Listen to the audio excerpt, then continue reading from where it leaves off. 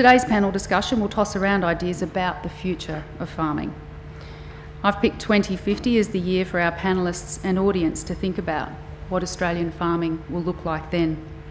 By 2050, the world will have had to double food production and have achieved that on a much smaller land and water footprint. Organisers have picked two topics for us all to talk about today: apps for agriculture, social and technical innovation, and food linking urban and rural Australia. I'll kick off by introducing our panellists and then fire off some questions. And if you could keep your mobiles on so you can all engage with Twitter, that would be great. Okay. So first up we have, at the end of the table, Sam Archer. With wife Sabrina, Sam runs a sheep, cattle and wool property in the foothills of the Snowy Mountains. Their farm served as a research site for ANU's Centre for Resource and Environmental Studies, and in 2002 was selected as a pilot site for the federal government's National Environmental Stewardship Program. Sam is busy off-farm. He's a non-executive director of Riddick and New South Wales Farmers and a member of the Biobanking Ministerial Reference Group. He's also a member of the Australian Farm Institute's Research Advisory Committee and the NFF's Economics, Trade and Sustainability Committee.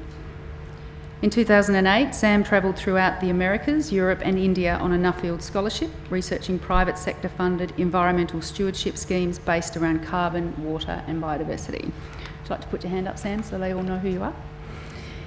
Scott Gorringe, would you mind putting your hand up, Scott? Scott is a Mythica man from far western Queensland. He's lived most of his life in remote and rural communities and regularly returns to country with his family to visit and care for significant cultural areas. He's worked for Education Queensland in mentoring and teacher induction programs and for the Centre for Rural and Regional Innovation. Joanna Savill, do you mind putting your hand up, Joanna? An award-winning journalist, author, TV producer and linguist, Joanna has spent the last 2 decades writing about and filming food and Australian food culture.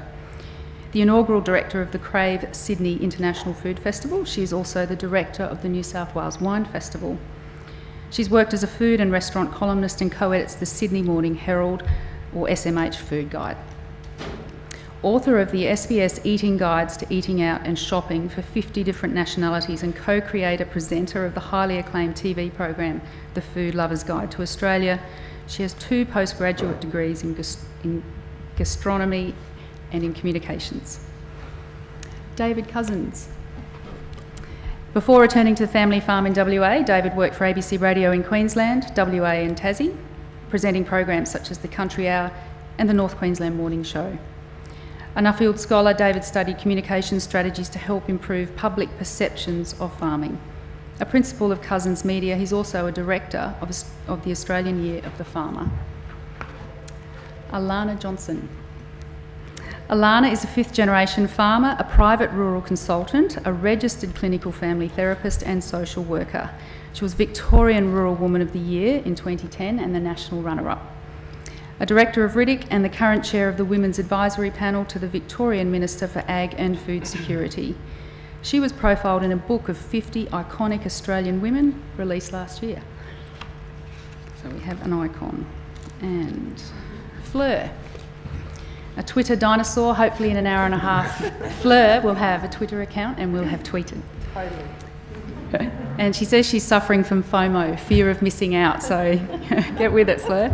Fleur grew up on a family farm in northern wheatbelt of WA.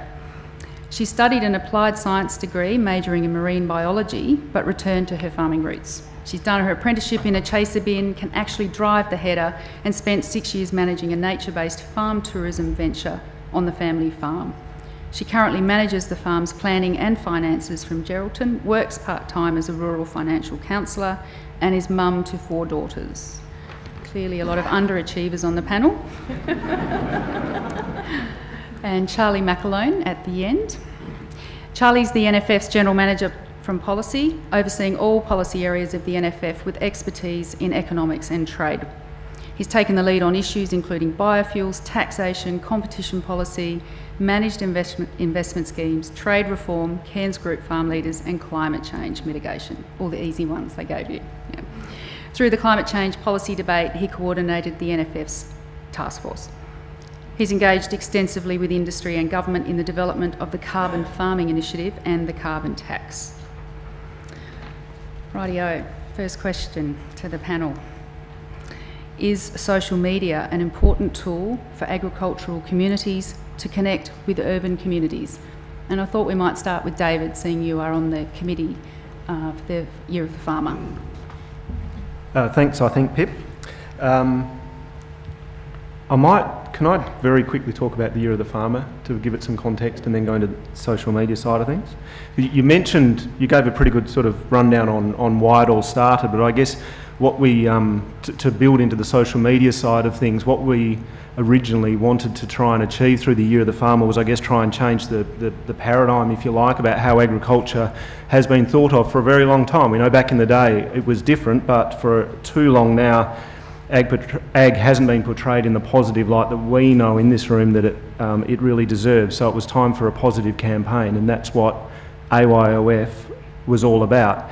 And to tie it into, I guess, a lot of what we've been hearing in the last couple of days as well, in terms of policy, if we think about the important role that agricultural policy is going to play in Australia and our role more broadly, globally, over the next 50 years, it's incredibly important that we start thinking now about those sort of issues, even if it is for humanitarian purposes in 50 years' time. Look, who knows the answer to that. So I guess, you know, if we can start to make some of the policy makers, the consumers, politicians, all that sort of stuff, start to look at agriculture in the right light, then they're the sort of steps that we wanted to start taking now in 2012 in the Year of the Farmer.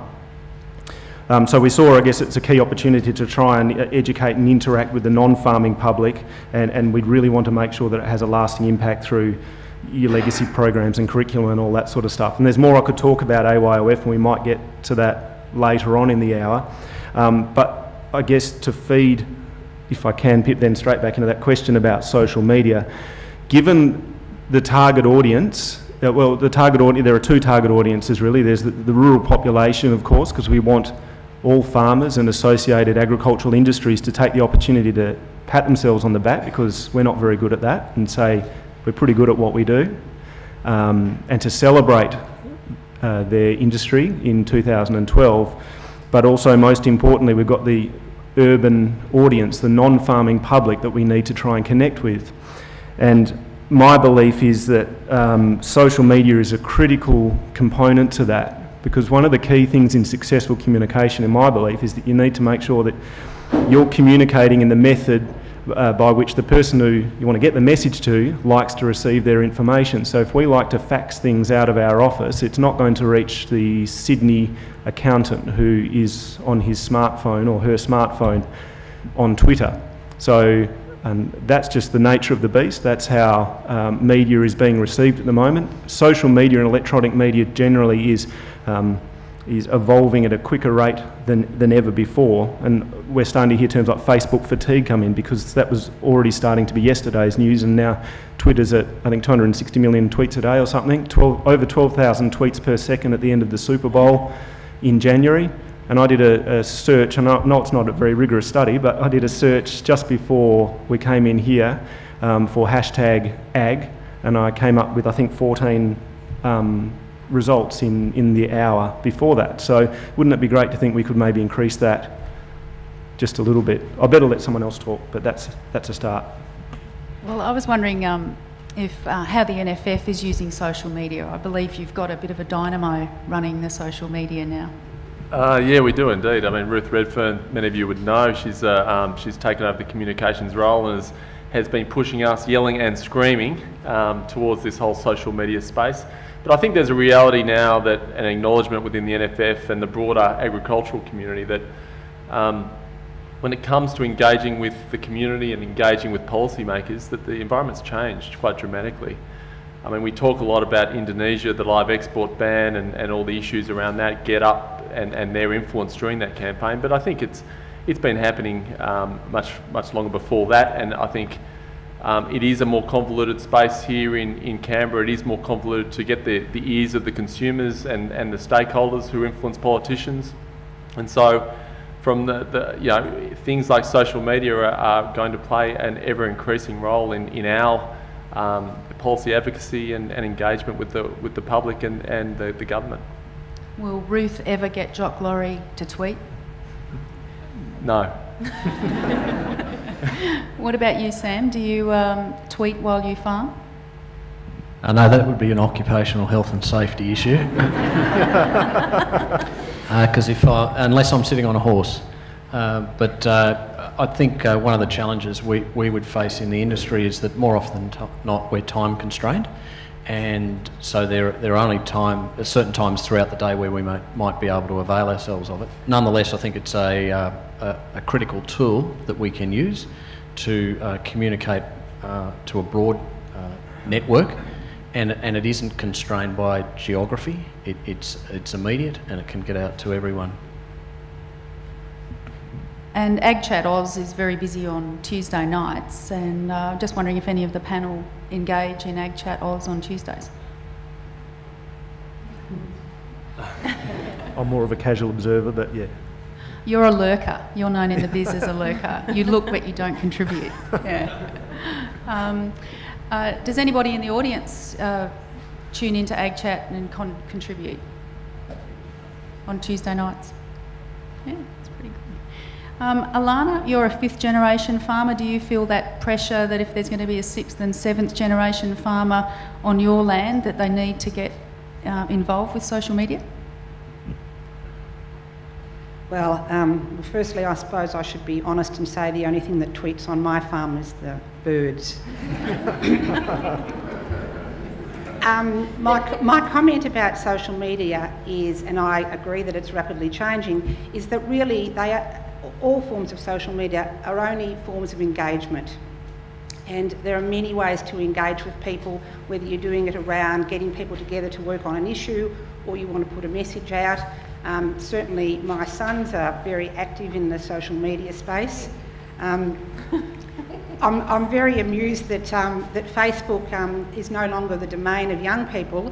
In fact, the greatest number of people involved in Facebook now are women from the age of 35 to 55. We've taken over again. So I think it's an engagement tool, an important one, and a tool that will be used by young people as it evolves to continually engage and hopefully creatively engage and close that chasm between urban and rural people. David, you want the Year of the Farmer obviously to be a success, but with social media, what's the risk that it'll just be farmers talking to farmers? How do you broaden it so that you are actually engaging urban people?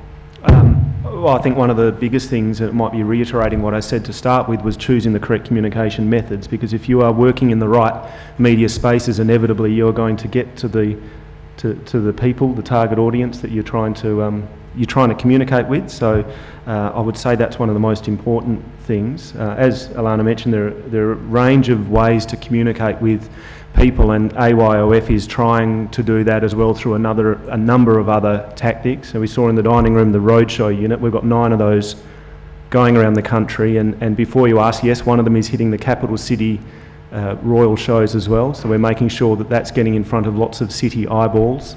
And a few other things that are in the plans as well, Pip, to try and engage with that urban audience, like a TV lifestyle show about rural and agricultural life, photo competitions, getting curriculum into schools as well, which is all about working with the next generation and making sure that they grow up understanding that they're interacting with farmers every day because they're wearing fibre and they're eating protein or food, whatever it might be, and so they are, whether they know it or not, and we want them to know it, they are actually engaging with farmers every day. So it's time to think about that.